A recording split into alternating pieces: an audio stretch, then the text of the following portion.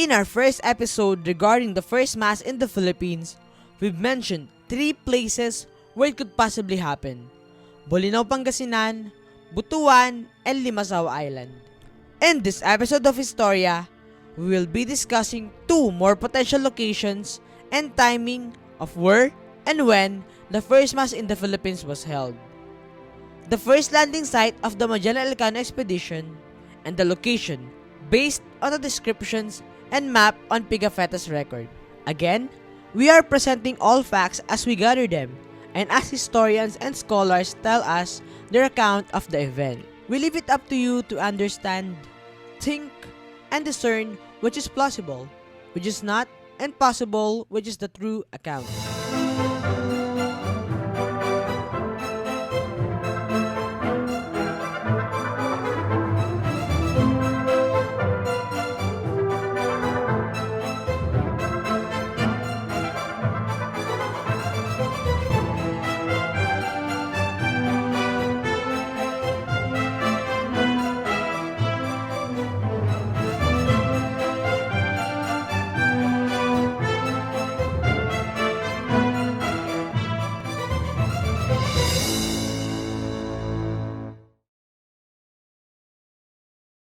Hey! What's up? I'm Mark Pangilinan, your kulit traveler from Limang Siglo, and welcome to Historia, Story Within History. In this series, we will hear the stories of every place we visit. Let's explore, enhance our knowledge, but more importantly, enjoy, while deepening our understanding of our history.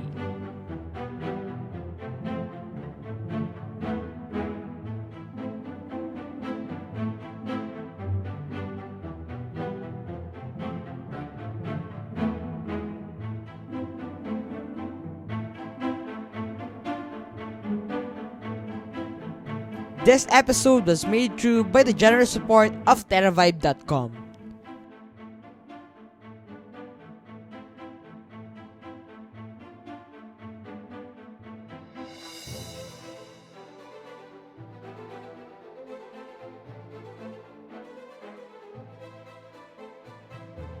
One member of our Council of Consultants, Dr. Danilo Madriderona, mentioned in one of his interviews that Homonhon, being the landing site of the Magellan-Elcano expedition, could probably be the site of the first mass in the Philippines.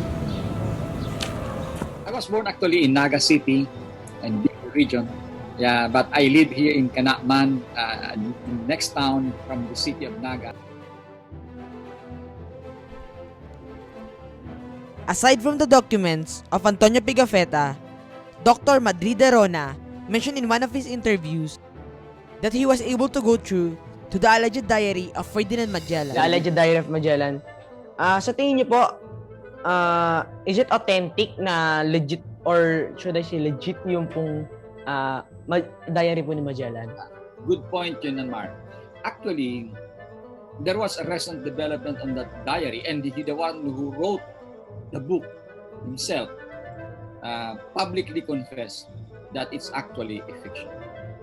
So this idea, the diary of Magellan, was actual, although historically valid yung mga claims na yun, tinanggap niya na parang pinagtagpik-tagpik niya yung mga historical documents and produced a fictional work on the story of the alleged diary of Magellan.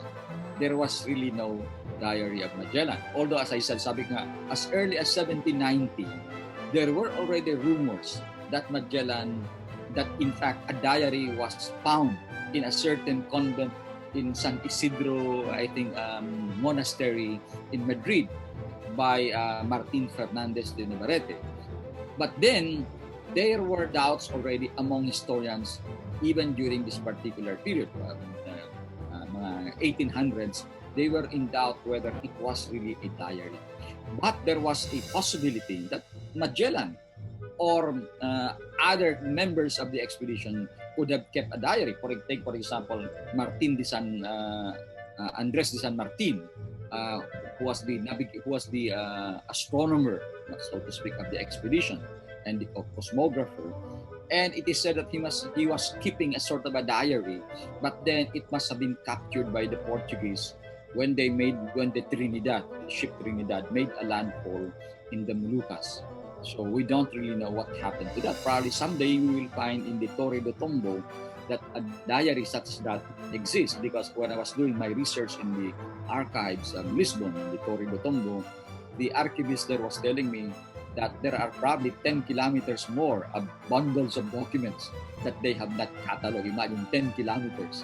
And probably somewhere along those documents, there could be a diary of one of the crew of the Magellan expedition. So ang point is, yung claim na yung diary recently published in 2017, na supposedly the diary of Magellan, and it generated a lot of interest among historians all over the world, turned out to be actually a work of fiction by a professor at the University of Siglo. Pigafetta's account states that Homonhon is the first landing site of the Magellan-Elcano expedition.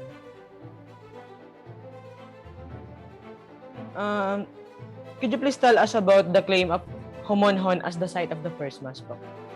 Yeah, unang-una, I was among those who, when I gave a talk doon sa Samar Yes, po. last year, and it was a big gathering of mga members ng diocese, Parian, of course, ng isang eskwelahan doon ng mga Franciscans, and of the city of, I think, Balogan. And ang main attention namin doon is, of course, to talk about Homonhon as an important historic site ng 500 years.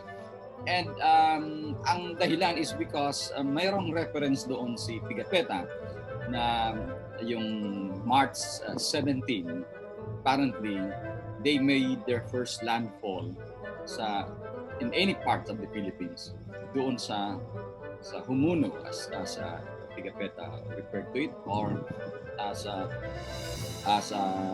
Francisco Albo referred to it as, I think, Gada, yun ang reference to that. And The Magellan-Elcano expedition, which came from Guam, traveled more than a week to reach Homonhon Island. They found Homonhon as an island, abundant with resources, and plausibly did a Thanksgiving through the celebration of a mass. way tells us, although walang direct reference to this sa, of course, sa documento, in any document, I would like to be clear about that. There was no any direct reference to any mass celebrated in Homonhon. But there is a greater possibility that a mass was celebrated in Homonhon. One of the reasons is because of tradition. Among the Spaniards, even in South America, whenever they made a landfall after a long, arduous journey, they generally give a thanksgiving to God through, of course, the Mass, kung may kasama silang chaplain or pare. So, I think borrowing that tradition, and because of the pious orientation ng Spanish Empire, they would always celebrate Mass if the opportunity allows them. Las Siete Partidas or 7-part code states that celebration of a mass cannot be held in a ship if docked on a land already. It is plausible that the mass was held there, but without the presence of natives, thus the records of Pigafetta's writing are silent. Where is Mazawa? It is clear in most of the primary documents that the first Easter Mass was in Mazawa. But where is this? Mr. Vicente C. de Jesus was commissioned by the local government of Butuan in 1986 to research more about the claim for the site of the first Mass. I am Vicente C. de Jesus from Butuan City. I was commissioned by the city Butuan in 1986 to research on this issue, the Butuan Limasawa Mazawa claims. And up to now, I'm still studying the issue. According to Pigafetta's record, he mentioned Mazawa Island as the site of the first Mass. But as Mr. De Jesus proceeded deeply into his research, he noticed that the claim that Mazawa was in Butuan is wrong. According to him, this claim of Butuan came from the mistranslation of the written document of Pigafetta. Actually, I was just going to format the presentation of Butuan, of the Butuan side. But then I realized that the Butuan claim was wrong because I read in Pigafetta that it's an island named Masawa. That was the site of the mass. So I had to research, going back, how did the Butuan claim start? I was able to find out that the Butuan idea came from a mistranslation of the Antonio Pigafetta account. This was the first mistranslation was in 1536. It was anonymous. Nobody knew who really wrote it, and it was not known where it was printed. From 1536, it was taken over by Gian Battista Ramosio in his book on travels, and that whole mistranslation was also printed in Gian Battista Ramosio's book, which was in 1550.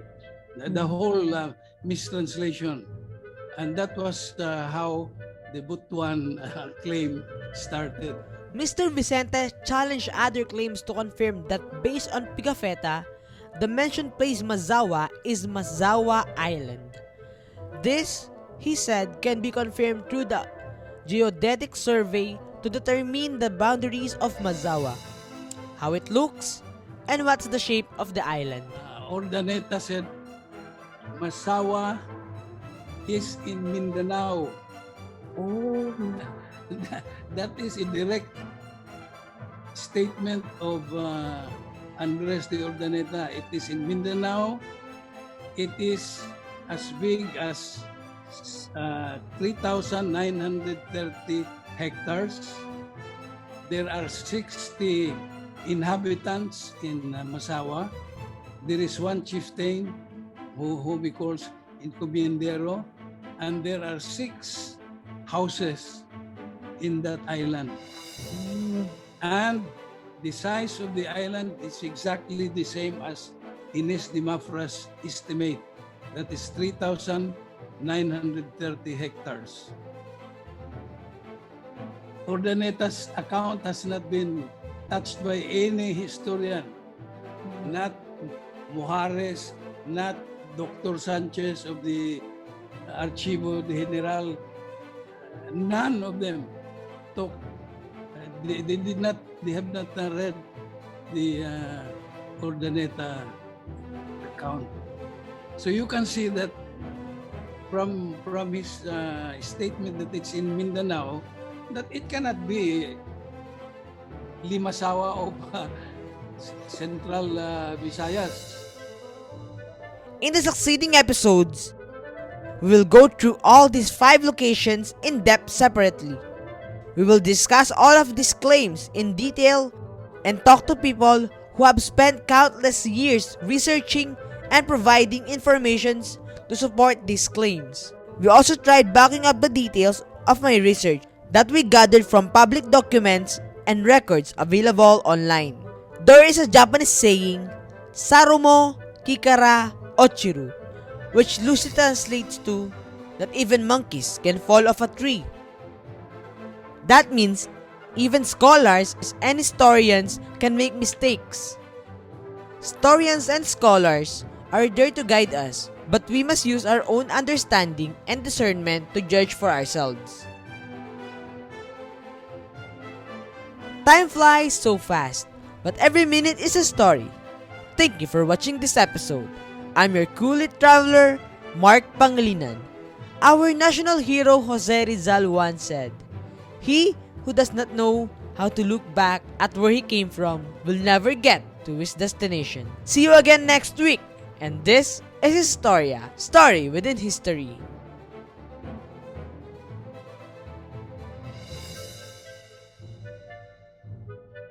Here at Historia, we don't have a monopoly in knowledge, talent, and information. If you would like to be one of our Council of Consultants, we would be more than willing to discuss it with you. Just email us at mark@limangsiglo.org or message us on Limang Siglo Facebook page. This episode was made through by the generous support of TerraVibe.com. TerraVibe.com is an information communication technology solutions provider focusing on high-touch, high-tech, and high-service environments. This includes software and hardware technology development, as well as infrastructure, network setup, and maintenance.